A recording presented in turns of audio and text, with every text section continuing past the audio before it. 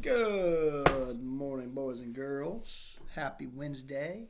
This is day 17, the last day of Bridge to Terabithia.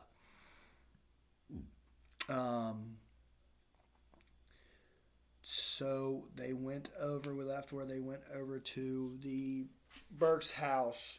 It talked about the death of Leslie.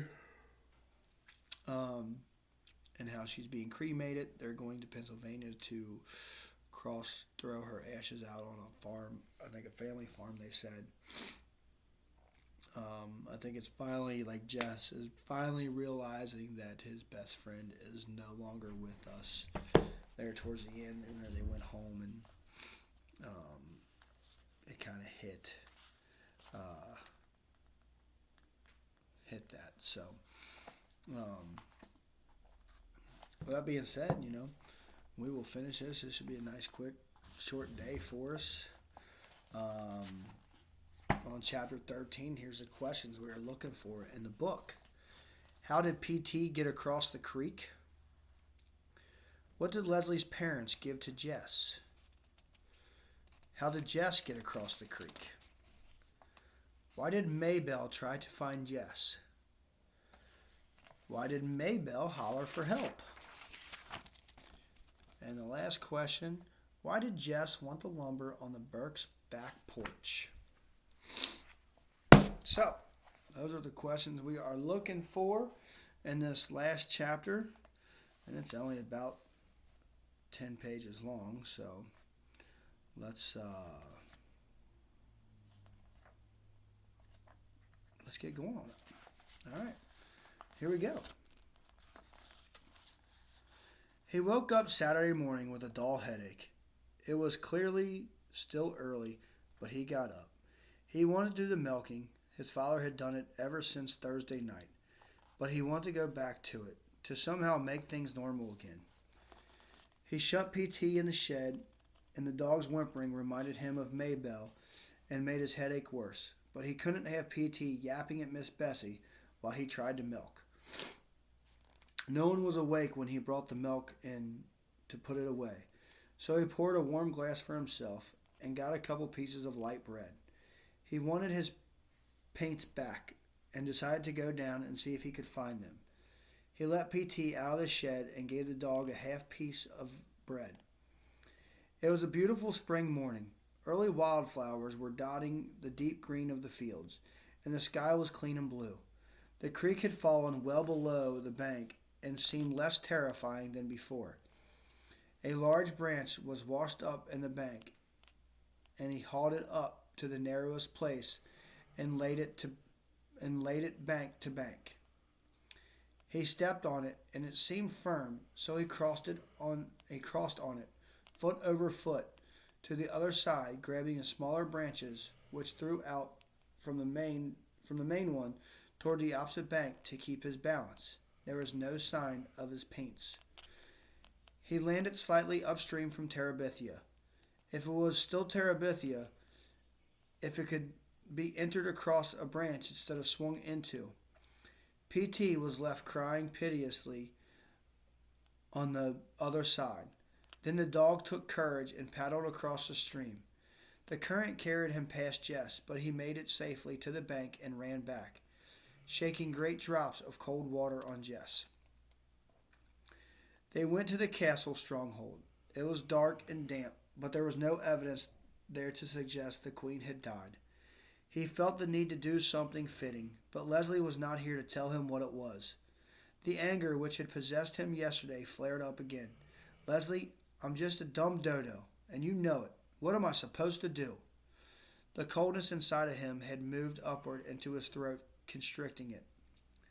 He swallowed several times. It occurred to him that he probably had cancer of the throat. Wasn't that the one of the 7 deadly signs? Difficulty in swallowing? He began to sweat. He didn't want to die. Lord, he was just 10 years old. He had hardly begun to live. Leslie, you were scared. Did you know you were dying? Were you scared like me? A picture of Leslie being sucked into cold water flashed across his brain. Come on, Prince Terrian, he said loudly. We must make a funeral wreath for the Queen. He sat in the clear space between the bank and the first line of trees and bent a pine bough into a circle, tying it with a piece of wet string from the castle. And because it looked cold and green, he picked spring beauties from the forest floor and wove them among the needles. He put it down in front of him. A cardinal flew down to the bank, cocked its brilliant head, and seemed to stare at the wreath. P.T. let out a growl, which sounded more like a purr. Jess put his hand on the dog to quiet him. The bird hopped about one moment more, then flew leisurely away. "It's a sign from the spirits," Jess said quickly. "We made a worthy offering." He walked slowly as part of a great procession, though only the puppy could be seen, slowly forward carrying the queen's wreath to the sacred grove. He forced himself deep into the dark center of the grove and, kneeling, laid the wreath upon the thick carpet of golden needles. "Father, into thy hands I commend her spirit." He knew Leslie would have liked these words, and they had a ring of sacred grove in them.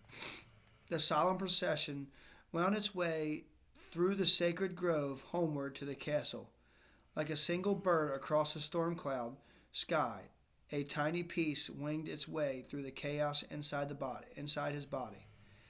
"Help, Jesse, help me."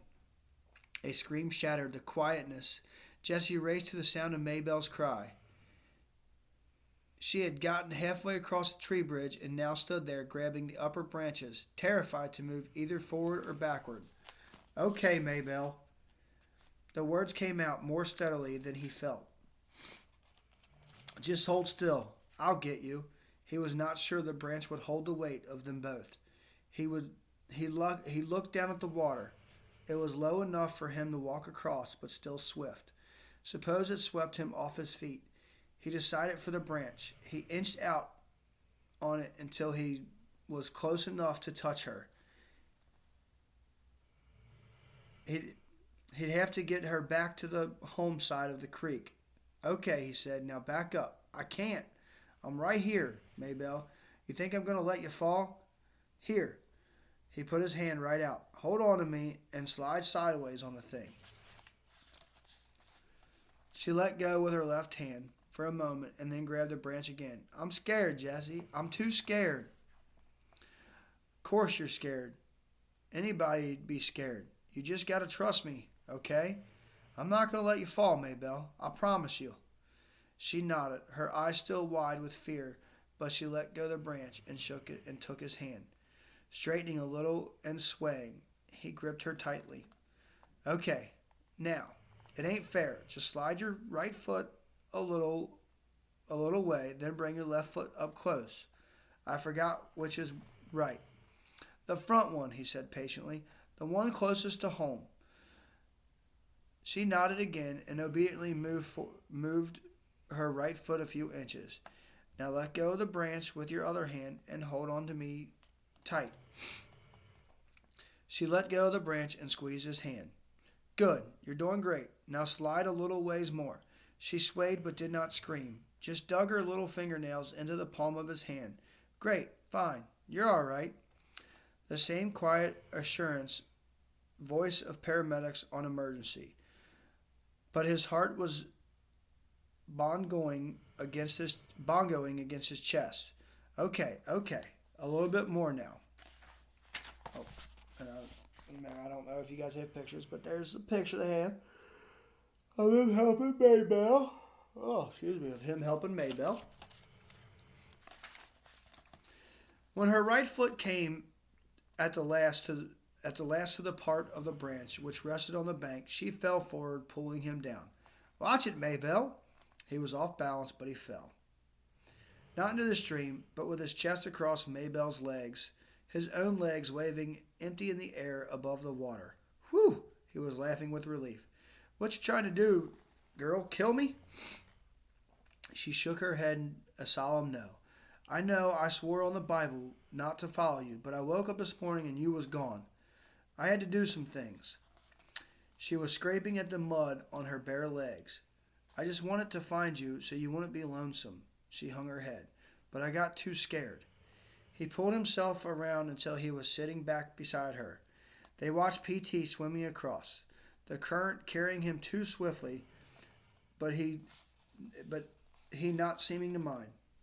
He climbed out well below the crabapple, and came running back to where they sat. Everybody gets scared sometimes, Maybelle. You don't have to be ashamed. He saw a flash of Leslie's eyes as she was going into the girls' room to see Janice Avery. Everybody gets scared. PT ain't scared, and he even saw Leslie. It ain't the same for dogs. It's like the smarter you are, the more things you can scare you. She looked at him in disbelief. But you weren't scared. Lord, Maybelle, I was shaking like jello. You're just saying that. He laughed. He couldn't help being glad she didn't believe him. He jumped up and pulled her to her feet. Let's go eat. He let her beat him to the house. When we walked into the basement classroom, he saw Mrs. Myers had already had Leslie's desk taken out of the front of the room. Of course, by Monday, Jess knew, but still, at the bus stop, he looked up, half expecting to see her running across the field, her lovely, even, rhythmic run. Maybe she was already at school. Bill had dropped her off, as he did some days when she was late for the bus. But then when Jess came in the room, her desk was no longer there. Why were they all in such a rush to be rid of her? He put his head down on his own desk, his whole body heavy and cold. He could hear the sounds of the whispers, but not the words. Not that he wanted to hear the words. He was suddenly ashamed that he thought he might be regarded with respect by the other kids, trying to profit for himself from Leslie's death. I wanted to be the best, the fastest runner in the school. And now Lord, he made himself sick. He didn't care what others said or what they thought, just as long as they left him alone. Just so long as he didn't have to talk to them or meet their stares. They had all hated Leslie, except maybe Janice. Even after they'd given up trying to make Leslie miserable, they'd keep on despising her, as though there was one of them worth the nail on Leslie's little toe. And even himself had entertained the traitorous thought that now he would be the fastest. Mrs. Myers barked a command to stand for the allegiance. He didn't move, whether he couldn't or wanted, but he didn't really care. What could he do? What could she do to him after all? Jess Aarons, will you step out in the hall, please? He raised his leaden body and stumbled out of the room. He thought he heard Gary Fulcher giggle, but he couldn't be sure. He leaned against the wall and waited for Monstermouth Myers to finish singing "Oh Say Can You See" and join him. He could hear her giving the class some sort of assignment in arithmetic before she came out and quietly closed the door behind her. Okay, shoot, I don't care. She came over so close to him that he could smell her dime store powder.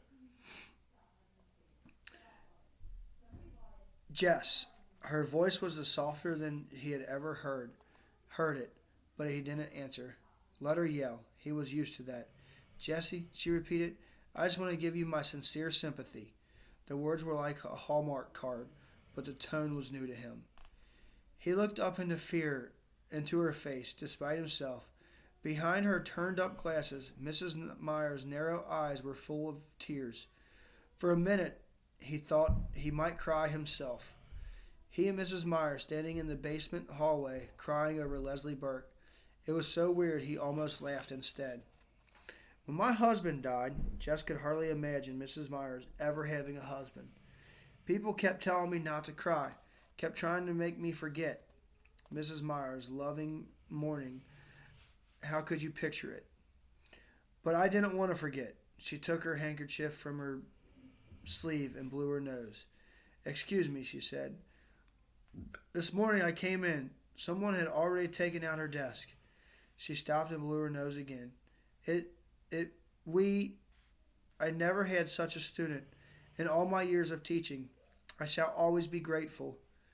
He wanted to comfort her. He wanted to unsay all the things he had said about her, even unsay the things Leslie had said.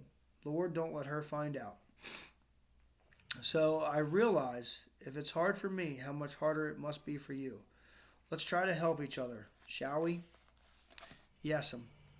He couldn't think of anything else to say. Maybe someday, when he was grown, he would write her a letter and tell her that Leslie Burke had thought she was a great teacher or something. Leslie wouldn't mind. Sometimes, like the Barbie doll, you need to give people something that's for them, not just something that makes you feel good giving it. Because Mrs. Myers had helped him already by understanding that he would never forget Leslie. He thought about it all day.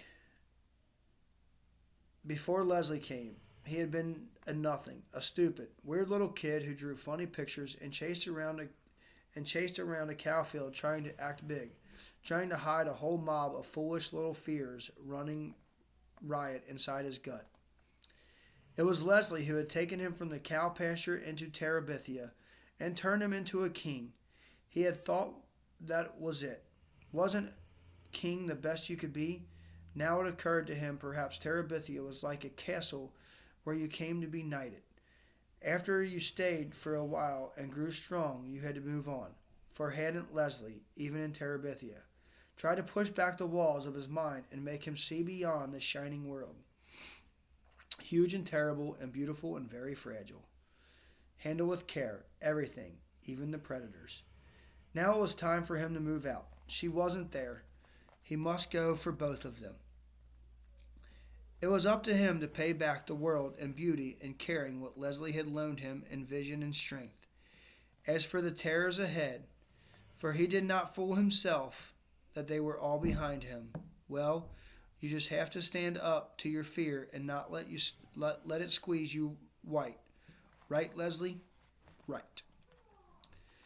Bill and Judy came back from Pennsylvania on Wednesday with the U-Haul truck.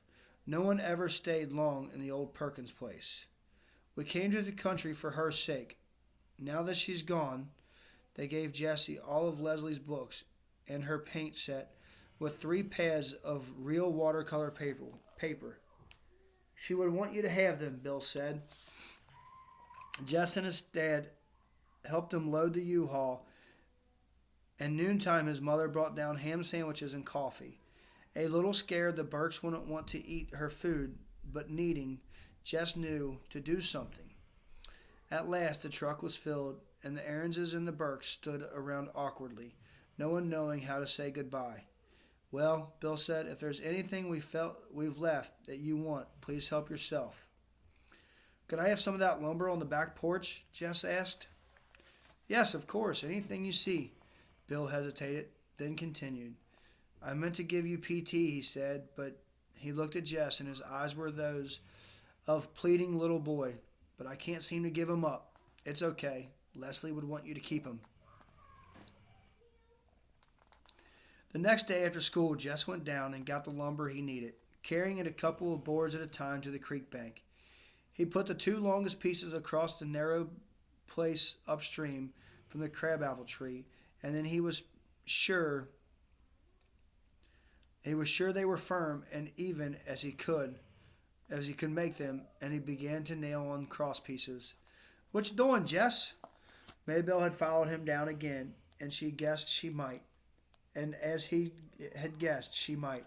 It's a secret, Maybelle. Tell me when I finish, okay? I swear on the Bible I won't tell nobody. Not Billie Jean, not Joyce Ann, not Mama. She was jerking her head back and forth in solemn emphasis. Oh, I don't know about you, Joyce. I don't know about Joyce Ann. You might want to tell Joyce Ann sometime. Tell Joyce Ann something that's a secret between you and me? The idea seemed to horrify her. Yeah, I was just thinking about it. Her face sagged. Joyce Ann ain't nothing but a baby. Well, she wouldn't likely be a queen first off. You'd have to train her and stuff. Queen? Who gets to be queen? I'll explain it when I finish, okay? When he finished, he put flowers in her hair and led her across the bridge, the great bridge into Terabithia, which might look to someone with no magic in him like a few planks across a nearly dry gully. Shh, he said. Look. Where? Can't you see 'em? He whispered. All the Terabithians standing on tiptoe to see you. Me? Shh, yes. There's a rumor going around that the beautiful girl arriving today might be the queen they've been waiting for.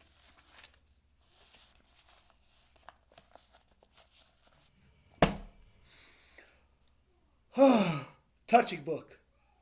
Wonderful book. Guys, and that finishes Bridge to Terabithia. So I will email your staff later and remind them that, we are finished with the book. So whenever you guys get a chance to watch the movie, I would really like to see you watch the movie. I wish I could come in and watch it with you. So that's all, guys. That's all we have. We are finished reading the book. Normally we would watch the movie to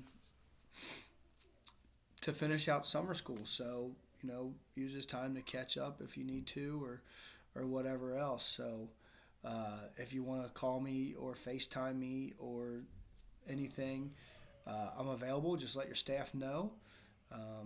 I'm available until Monday the 22nd, and then I probably won't answer my calls anymore, but you won't be able to call me anyway because I'm taking all your equipment back.